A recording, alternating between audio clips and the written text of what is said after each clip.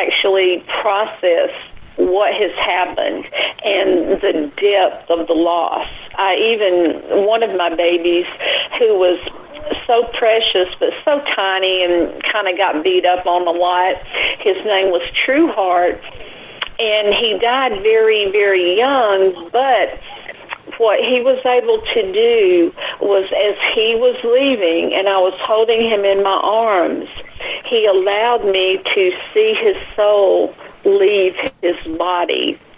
And that was such a profound experience.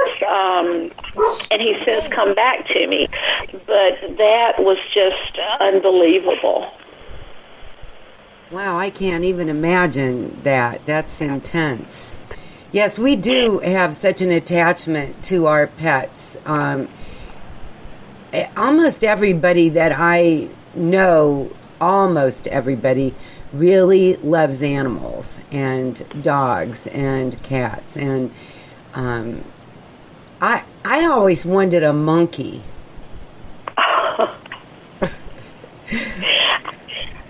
I love monkeys. My aunt, actually, when I was growing up, had a monkey. She raised dogs as well, but she had a little monkey, Chi-Chi, and that little thing bit me, and I never quite forgot that.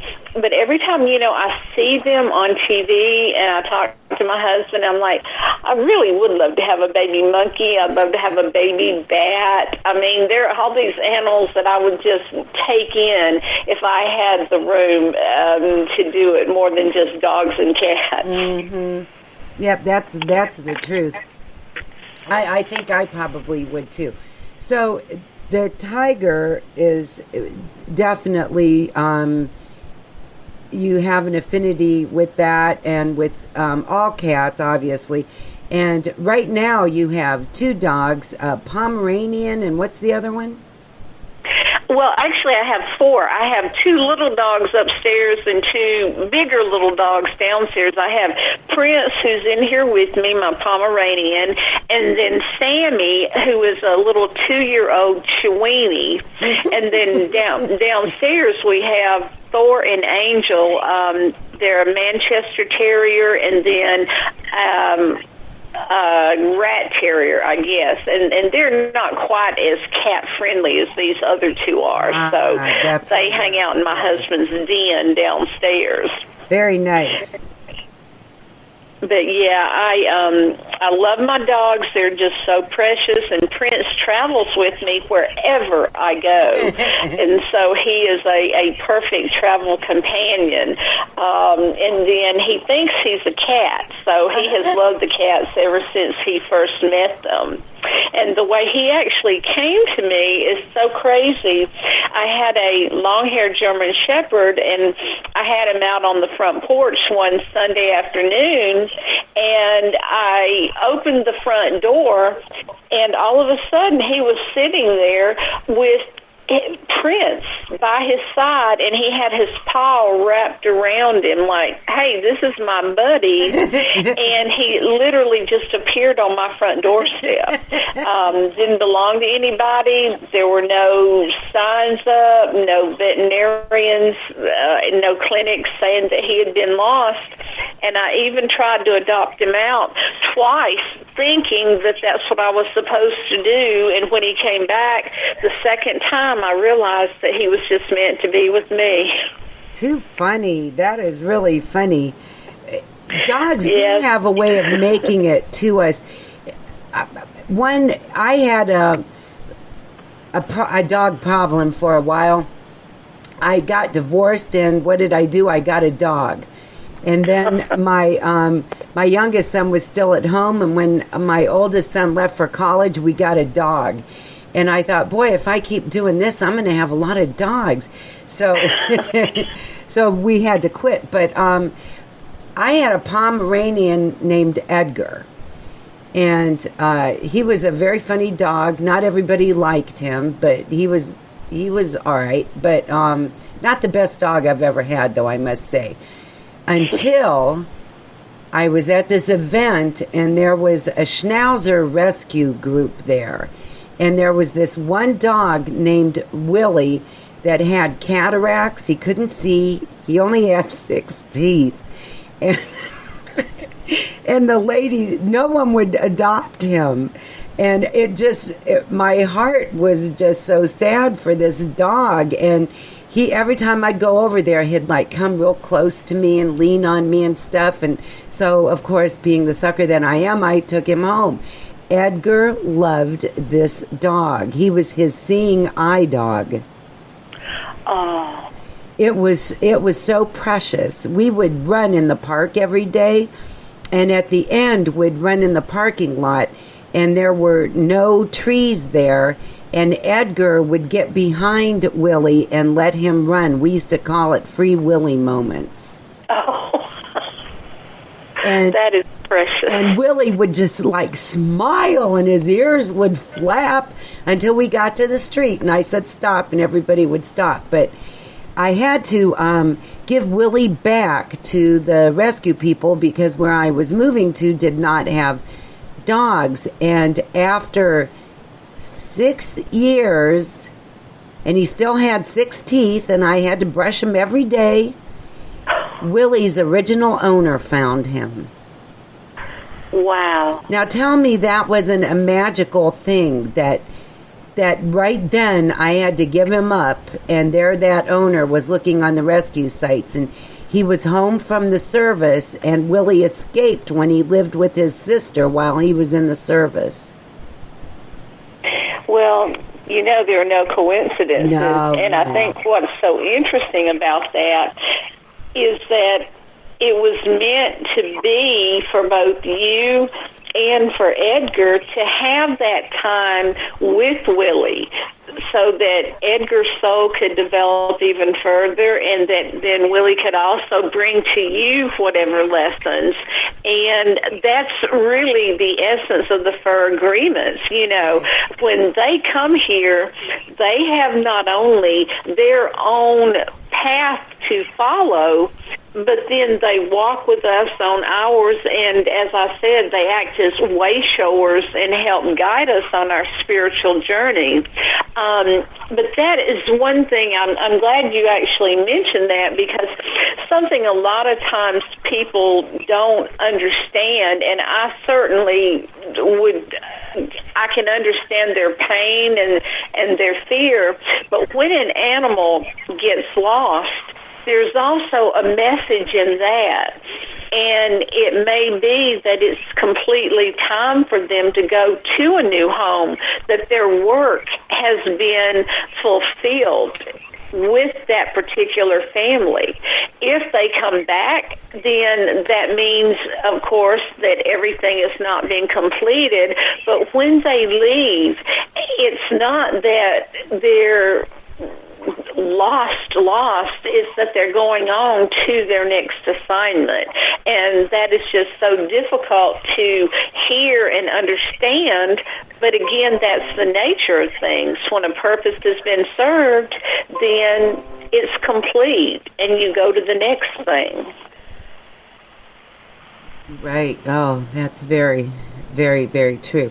And everything that you say about animals is also true with humans. Yes, that's the crazy part, because I really never would have thought about it when certainly I was going through my experiences with the animals. They were just part of my life with them. And then when I was writing about the different experiences, again, I was just relaying my information.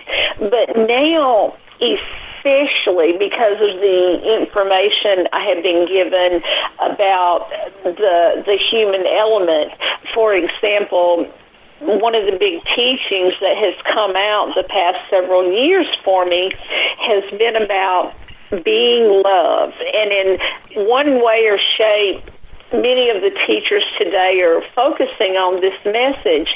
But what I was shown is that being love is the highest state of being.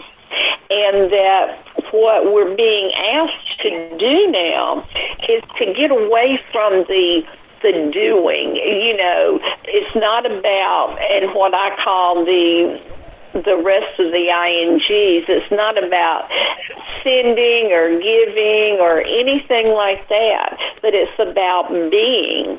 And so if you can be love, then everything else is covered.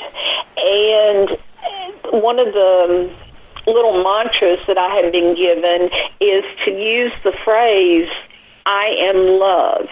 And we've been tracking this for about a year now.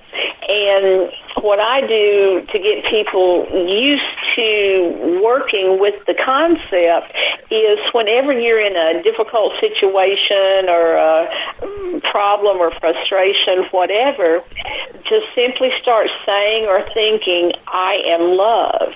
And when you do that, people are finding that either the situation does resolve for them, or if it doesn't work out in the way they were hoping, that they're able to be at peace with the resolution. And it's all because of, again, putting yourself in that state of being love. And then you can just start saying it all the time, or when you wake up in the morning and do your spiritual practices, just say, I am love, and start the day with that. And it has been so very powerful. And then, of course, we do the same thing with our animals and with any situation that involves them. We simply go, I am love, or we are loved. And it's really amazing. Dr. Wayne Dyer also talks about just repeating the word love to yourself all the time. And many times I do that when I'm driving, because that seems to be one of the areas that I am not at peace with. and that really helps me calm down. That has really helped me. So I appreciate you saying that very much. Well, I love Dr. Dyer. I met him several times through the years, and it just broke my heart whenever he left us, because I had really thought he was going to be around for a long, long, long time. Yes, I did too.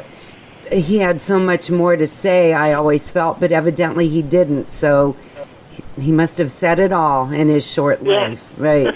So one of the things I would like to talk about, because you mentioned you were 25 years old when you got your first cat, and that kind of led you down the path that you walked. Then you got more in tune with everything that you were supposed to do. You kind of found your purpose. Your purpose. And I want to talk about how important it is in our lives to find our purpose, and how that changed just the way you felt about life in general. Oh, that's really great. That's actually not a question that has ever been asked before.